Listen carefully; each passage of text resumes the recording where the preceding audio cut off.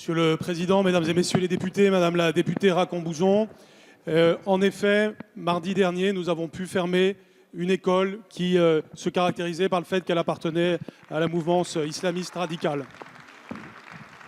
Cette fermeture a été possible grâce à vous tous, sur tous les bancs de cette Assemblée, parce que la loi Gatel, dont vous avez rappelé l'existence, a été votée à l'unanimité ici même au mois de mars dernier, et donc je vous en remercie tous, car nous avons désormais les outils pour pouvoir réussir plusieurs choses qui ont été réussies mardi. D'abord, la coopération entre la police et le rectorat, c'est ce qui s'est passé à Marseille, vous l'avez rappelé, mais aussi nous avons la possibilité d'enjoindre les familles de rescolariser leurs enfants dans une école conforme aux lois de la République, et c'est ce qui se passe depuis mardi avec chacun des enfants qui étaient concernés par cette école clandestine.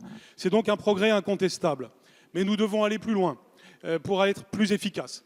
Et en effet, la loi que je vous présenterai au mois de février prochain permettra de le faire dans la ligne du rapport qui a été fait par deux parlementaires récemment, la députée Madame Paul Angevin et la députée Madame Anne Brugnera.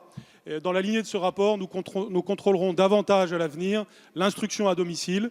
Nous sommes en ce moment même en train de nous en donner les moyens humains dans chaque rectorat de France pour contrer cette tendance qui peut en effet recouvrir différents problèmes, dont celui de la radicalisation.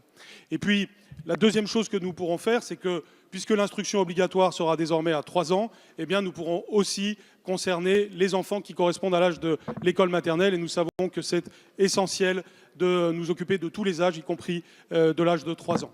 Donc c'est une loi qui offrira un nouveau cadre, qui nous permettra d'être plus efficaces.